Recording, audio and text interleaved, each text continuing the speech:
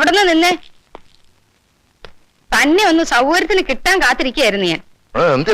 താൻ എന്ത് ധൈര്യത്തിലാണോ എനിക്ക് കത്തയച്ചത്? ഹൈക്കോടതിയിൽ കേസുണ്ട്, പോയിട്ട് വന്ന് സംസാരിക്കാം. ഇവിടുന്ന് ഇറങ്ങിയാലല്ലേ താൻ ഹൈക്കോടതിയിൽ എത്തൂ. തെമ്മാടിത്തരം കാണിച്ചിട്ട് ചോദിക്കാൻ വന്ന എന്റെ ഭർത്താവിനെ താൻ തല്ലി കൈയൊടിച്ചു. വക്കീല് നിന്നെ ഒരു പ്രേമലേഖന വയസ്സുകാലത്ത് നീ എനിക്ക്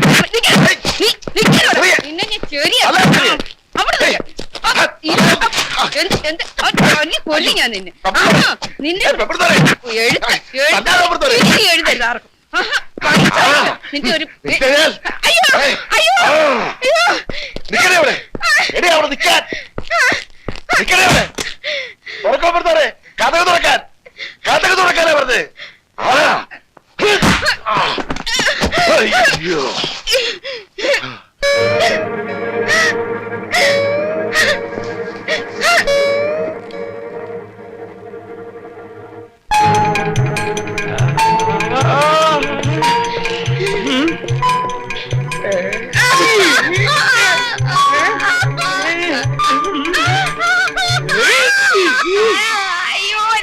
ഭദ്രകാളി, നീ ഇത്രയും വലിയ മന്ത്രിയാണെന്ന് ഞാൻ മനസ്സിലാക്കിയിട്ട് പട്ടാപ്പകല് ഞാൻ അപ്പുറത്തുള്ളപ്പോ കാമുകനെ വിളിച്ച് അകത്ത് കയറ്റിയെങ്കിൽ ഞാനൊന്നും അറിഞ്ഞല്ലേ. എനിക്ക് മതി, എല്ലാം മനസ്സിലായി.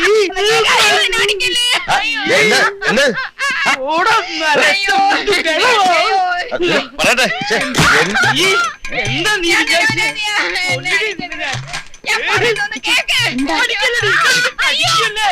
എന്നെ ഞാൻ പറയുന്നത് കേക്ക്. ഞാൻ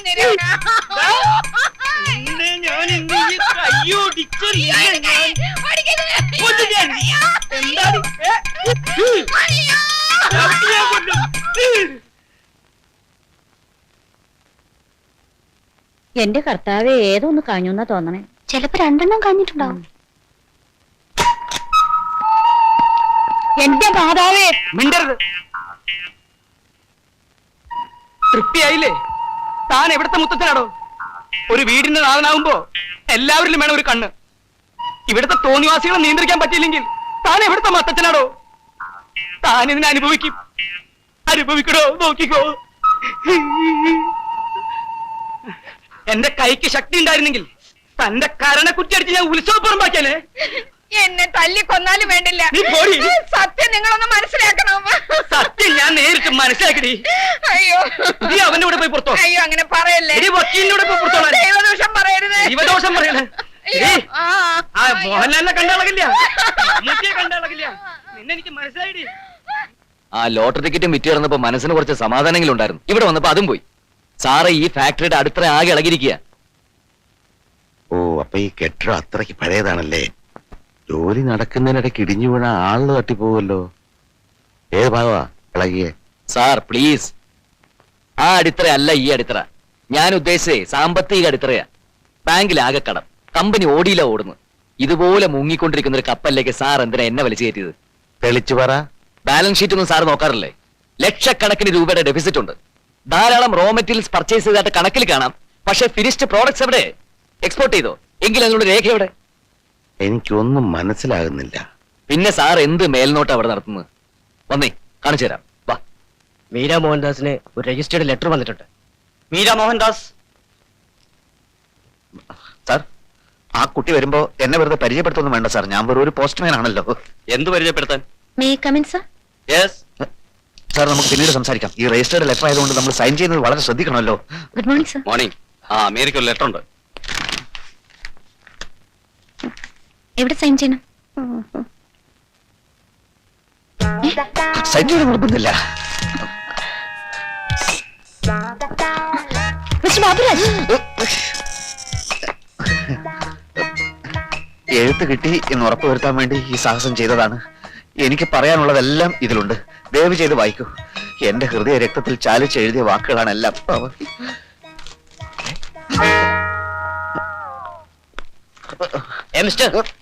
നിങ്ങൾക്ക് കത്തൊന്നുമില്ല. അടിയോടിയുടെ ഭാര്യയ്ക്ക് കിട്ടിയ കത്തിലെ അതേ കയ്യക്ഷരം തന്നെയാ ഇതിലും. ആണോ? അപ്പൊ അവൻ തലങ്ങും ബലങ്ങും ലവ് ലെറ്റർ എഴുതി വിടുകയാണോ? മുത്തച്ഛ, ഇവൻ അടിയല്ലാതെ വേറെ മരുന്നില്ല. വേറെ മരുന്ന് നമുക്ക് കണ്ടുപിടിക്കാം. അങ്കിളല്ലേ പറഞ്ഞത് ആ കത്തില് നിറച്ച് കോടതി ഭാഷയാണെന്ന്? ആയിരുന്നു എനിക്ക് തോന്നുന്നത്. ആ കത്ത് വക്കീല് പറഞ്ഞു കൊടുത്തിട്ട് ബാബുരാജ് എഴുതി. ഈ കത്ത് ബാബുരാജ് തനിച്ചെഴുതി. ഇതിൽ കോടതി ഭാഷയില്ല.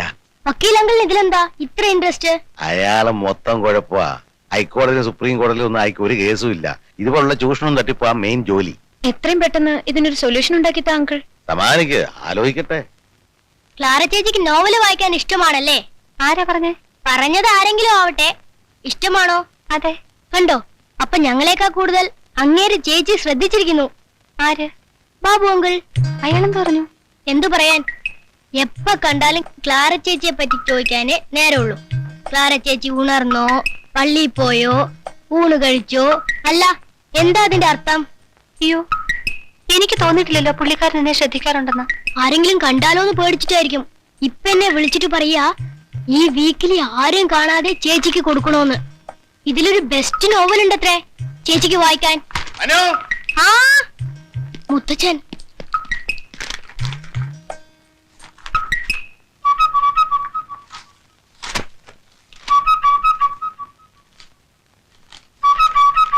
എന്റെ പ്രിയപ്പെട്ടവളെ, അരുത്, കളയരുത്, മുഴുവനും വായിക്കൂ.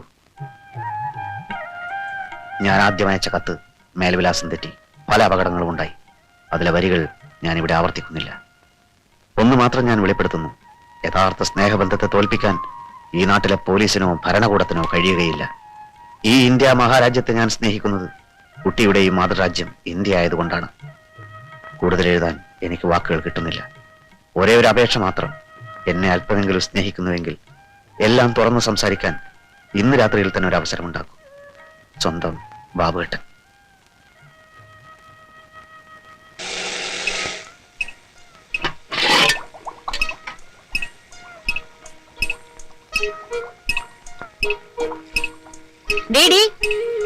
എന്താ ഇത്? അരി. അതെനിക്ക് മനസ്സിലായി. അരി കഴിയാതെയാണ് അടുപ്പത്തിടുന്നത്. അയ്യോ, ഞാൻ കരുതിയത്. പോയി കഴിയിട്ടു അടി. ഞാനിവിടെ അരിഞ്ഞു വെച്ച ഉള്ളിയോ? ഉള്ളി? ഉള്ളി അയ്യോ, അത് ഞാൻ അറിയാതെ എടുത്ത് മിക്സിയിലിട്ടു. മൂപ്പിക്കാൻ വെച്ച ഉള്ളി എടുത്ത് മിക്സിയിലിടെ. നിനക്ക് എന്താണ്ടി വല്ല ഭ്രാന്ത് പിടിച്ചാ? കൊണ്ടാടി, പോടി പോടി. നീ ഇനി അടുക്കള കടന്നു പോവരുത്. താങ്ക് യു അമ്മച്ചി.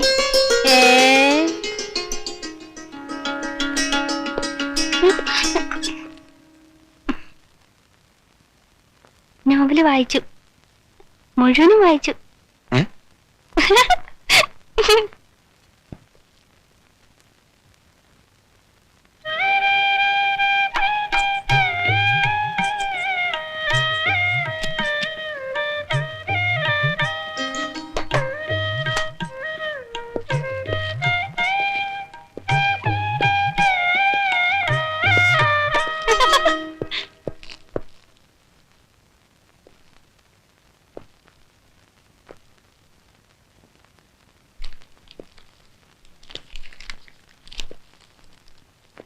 നല്ല ഇനം ചെമ്പുപാത്രങ്ങൾക്ക് മുസലിയാർ പാത്രക്കട. എനിക്കെതിരെ ഇപ്പൊ ചെമ്പുപാത്രം. എഴുത്ത് കിട്ടി. എല്ലാവരും ഉറങ്ങിക്കഴിഞ്ഞതിന് ശേഷം അടുക്കള ജനാലക്കൽ വരുമോ? സംസാരിക്കാം. ഒരു പെൺകുട്ടിയുടെ ചിരി കേട്ടല്ലോ ഇവിടെ. നീരെ വീണച്ചാ. അയ്യോ, വീണോ? എന്നിട്ട് എന്തെങ്കിലും പറ്റിയ കുട്ടിക്ക്? എന്റെ എഴുത്തിൽ അവൾ വീണെന്നാ ഞാൻ പറഞ്ഞത്. ഇതാ നോക്ക്. എങ്ങനെ ഇനിയെല്ലാം വെടിയും തീയും പോലെ സംഭവിക്കും. എല്ലാവരും ഉറങ്ങിക്കഴിഞ്ഞതിന് ശേഷം അടുക്കള ജനാലക്കൽ. എന്തിനാണാവോ സംസാരത്തിന് അടുക്കള ജനാല തിരഞ്ഞെടുത്തത്? എടാ മണ്ട, അവളുടെ മുറിയിലാകുമ്പോ മറ്റു പിള്ളേർ അറിയില്ലേ? എനിക്ക് തോന്നുന്നത് കുഞ്ഞമ്മയുടെ സപ്പോർട്ട് ഉണ്ടാവും ഈ പരിപാടിക്കെന്ന. വലിയ വീട്ടിലെ പെൺപിള്ളേരുടെ പ്രേമത്തിന് എപ്പോഴും ഒത്താശ ചെയ്തു കൊടുക്കുന്നത് അവിടുത്തെ വേലക്കാരികളായിരിക്കും. ഓഹോ, ഓ, എത്രയും പെട്ടെന്ന് രാത്രിയായ മതിയായിരുന്നു.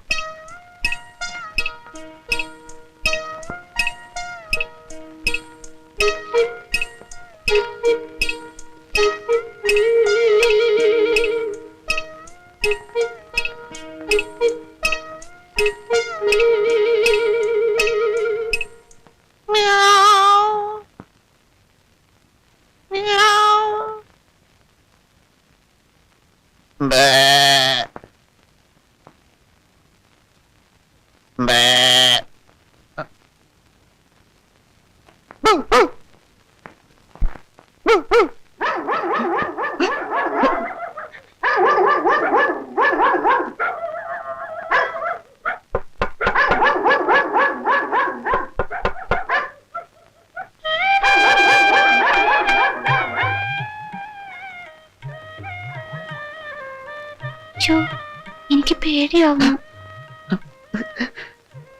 ഇത് ഞാനല്ലേ, ബാബുവേട്ടനല്ലേ? ആദ്യം പൂച്ച കരഞ്ഞതും ബാബുട്ടനായിരുന്നോ? അതെ, ആട് കരഞ്ഞതും പട്ടി കുരച്ചതും ഒക്കെ ഞാൻ തന്നെയാ. എനിക്ക് 20 മൃഗങ്ങളുടെയും 19 പക്ഷികളുടെയും ശബ്ദം ഉണ്ടാക്കാൻ അറിയാം. അപ്പൊ ആള് ഭയങ്കര മിമിക്രിക്കാരനാണല്ലോ. മിമിക്രി ഇഷ്ടാണോ? പിന്നെ ഭയങ്കര ഇഷ്ടാ. എന്റെ ഭാഗ്യം. എങ്കിൽ ദിവസത്തിൽ 24 മണിക്കൂറും ഞാൻ കുട്ടിയുടെ മുമ്പിൽ മിമിക്രി കാണിക്കും. അതിരിക്കട്ടെ, ഇതെന്താ എന്നോട് അടുക്കള ഭാഗത്ത് വരാൻ പറഞ്ഞത്? ഞാനൊന്നും അടുക്കളയിലല്ലേ കിടക്കാറ്. ഓ, അതെനിക്കറിയില്ലായിരുന്നു. ഞാൻ പോലും അറിയാതെ എന്നെ ഇങ്ങനെ ഒരാൾ സ്നേഹിക്കുന്നുണ്ടെന്ന കാര്യം എനിക്കും അറിയില്ലായിരുന്നു. ആദ്യം ഒരു കത്തയച്ചിരുന്നു, അത് മേൽവിലാസം തെറ്റി. അത് ഒരു കണക്കിന് നന്നായി. സത്യം പറ, എന്നെ ഇഷ്ടമാണ്. എന്തൊരു ചോദ്യം അത്. ഇഷ്ടമില്ലെങ്കിൽ വരാൻ പറയൂ. എനിക്ക് വിശ്വസിക്കാൻ കഴിയുന്നില്ല. എന്നോട് ഇത്ര പെട്ടെന്ന് അടുക്കുമെന്ന് ഞാൻ കരുതിയില്ല. എനിക്ക് അവിശ്വസിക്കാൻ പറ്റാത്തത് ബാബുട്ടിനെ ഇഷ്ടപ്പെടാതിരിക്കാൻ മാത്രം ഞാൻ അത്ര വലിയ ആളാണോ? പ്രായത്തിന്റെ കാര്യത്തിൽ എനിക്ക് ചെറിയൊരു സംശയം ഉണ്ടായിരുന്നു. എന്ത് പ്രായം? ബാബുട്ടിന് എത്ര വയസ്സായി? 33, അല്ലല്ല 29. അത്രയല്ലേ ഉള്ളൂ. എനിക്ക് 22 22? ഞാൻ വിശ്വസിക്കില്ല. സത്യമായിട്ട് 22 ആയി. 18 ആയതേ ഉള്ളൂ എന്നാണല്ലോ ഞാൻ. കൃത്യനിഷ്ഠയുള്ള ജീവിതമായതുകൊണ്ട് വയസ്സ് കുറവേ തോന്നു. അതാ.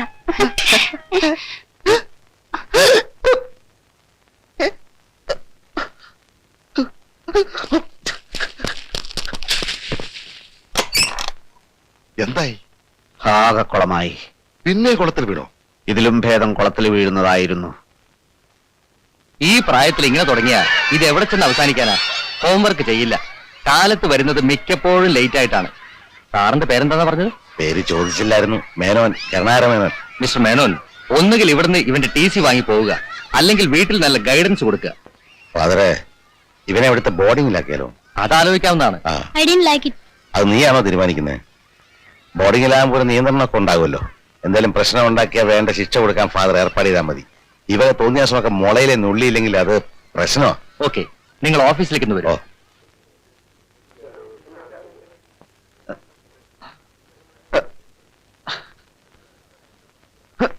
ഇനി എന്താ നിങ്ങക്ക് വേണ്ടത്? ഞാൻ മരിക്കുന്ന കൂടി കാണണോ? എനിക്ക് ക്ലാരയോട് കുറെ കാര്യങ്ങൾ സംസാരിക്കാനുണ്ട്. എനിക്കൊന്നും സംസാരിക്കാനില്ല. ക്ലാര ഒന്നും സംസാരിക്കണ്ട. ഞാൻ പറയുന്നത് കേൾക്കാനുള്ള സന്മനസ് കാണിച്ചാൽ മാത്രം മതി. എനിക്ക് പോണം. എനിക്കും പോണം. പോണ്ടെന്ന് ഞാൻ പറഞ്ഞില്ലല്ലോ. ക്ലാരെ, എല്ലാം ഒരു തെറ്റിദ്ധാരണ കൊണ്ട് സംഭവിച്ചതാണ്. തെറ്റിദ്ധരിച്ചത് ഞാനാ. അമ്മച്ചി പറഞ്ഞപ്പോഴാ ആ തെറ്റിദ്ധാരണ മാറിയത്. അമ്മച്ചി എന്ത് പറഞ്ഞു? നിങ്ങളുടെ ഉദ്ദേശം എന്തായിരുന്നെന്ന് പറഞ്ഞു. ഞാൻ അത് ഒന്നും ഉദ്ദേശിച്ചില്ല. എനിക്ക് മനസ്സിലായി. പക്ഷെ നിങ്ങൾക്ക് ആള് തെറ്റിപ്പോയി. അതേ, ആള് തെറ്റിപ്പോയതാണ് ആകെ പ്രശ്നമായത്. നിങ്ങളൊക്കെ വലിയ വലിയ ആളുകള്. ഞങ്ങളെ പോലുള്ള പാവങ്ങളുടെ മനസ്സിലിട്ട് കുത്താനും മുറിവേൽപ്പിക്കാനും നിങ്ങൾക്കൊന്നും ഒരു മടിയുമില്ല. എന്റെ കുട്ടി ഞാൻ നിങ്ങളുടെ കുട്ടിയൊന്നുമല്ല. കുട്ടി ആരുടെ കുട്ടിയാണെന്ന് എനിക്കറിയണ്ട. ഞാൻ ആ മണ്ടി. നിങ്ങളുടെ കത്തിലെ വാക്കുകളെല്ലാം ഞാൻ അതേപടി വിശ്വസിച്ചു. ഒരു അടുക്കളക്കാരിയുടെ മകളാണ് ഞാനെന്ന് ഓർമ്മിച്ചില്ല. ചേച്ചേ, കരയാതിരിക്കൂ, കരയാതിരിക്കൂ. നിങ്ങൾ എന്റെ മനസ്സ് നോവിച്ചു. അമ്മച്ചി എന്റെ മേലും നോവിച്ചു. ഇതുണ്ടോ, ചട്ടയും പഠിപ്പിച്ച് പൊള്ളിച്ചതാ. ഞാൻ കുട്ടിയുടെ അമ്മച്ചി വിചാരിക്കുന്ന പോലെ അത്ര വൃത്തികെട്ടവനല്ല. നേര് പറ, എന്നെ ചതിക്കാനായിരുന്നില്ല ഇതൊക്കെ? നേര് പറഞ്ഞാൽ ചതിക്കപ്പെട്ടത് ഞാനാണ്. ഇനി അതൊന്നും പറഞ്ഞിട്ട് കാര്യമില്ല. ഞാൻ കാരണം കുട്ടി വേദനിക്കാനിടയായതിലാണ് എനിക്ക് വിഷമം. അടുക്കളക്കാരിയുടെ മോളാണെന്നുള്ള ആ ഒരു അപകർഷതാബോധത്തിന്റെ ആവശ്യമില്ല. വരൂ, എന്റെ ഒരു മനസമാധാനത്തിന് വേണ്ടി മാത്രം ഞാനെല്ലാം പറയാം. അഡ്വക്കേറ്റ് അനന്തൻ പേർക്ക് ഒരു കത്തുണ്ട്.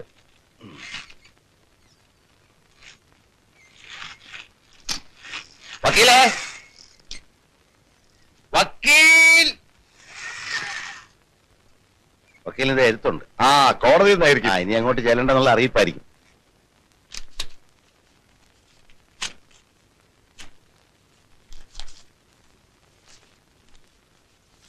പ്രിയപ്പെട്ട അച്ഛ, ജീവിതം ക്ഷണികമാണ്, മനസ്സൊരു കുരങ്ങനും. കിട്ടാനിടയില്ലാത്ത സൗഭാഗ്യങ്ങളും കാത്ത് അച്ഛൻ ഇനിയും നേരം കളയരുത്. മീരയെ കിട്ടിയില്ല, പക്ഷെ ക്ലാരയെ കിട്ടി. അതെ, അടുക്കളക്കാരി കുഞ്ഞമ്മയുടെ മകൾ ക്ലാരയുമായി തൽക്കാലം ഞാൻ മുങ്ങുകയാണ്.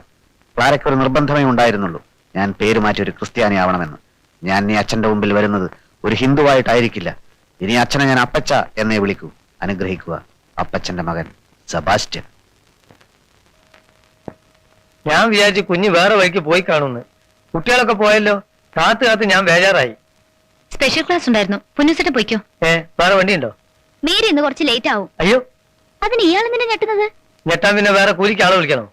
മോളെ, കുട്ടികൾ വീട്ടിൽ കാത്തു വെക്കൂ. പുന്നൂസേട്ടനോട് പൊയ്ക്കോളാൻ പറഞ്ഞില്ലേ? ഇന്നൊരു ഫ്രണ്ടിന്റെ ബർത്ത്ഡേ ആണ്. സെലിബ്രേഷൻ ഒക്കെ കഴിയുമ്പോ കുറെ ലേറ്റ് ആവും. കമോൺ മീര, നമുക്ക് പോവാം.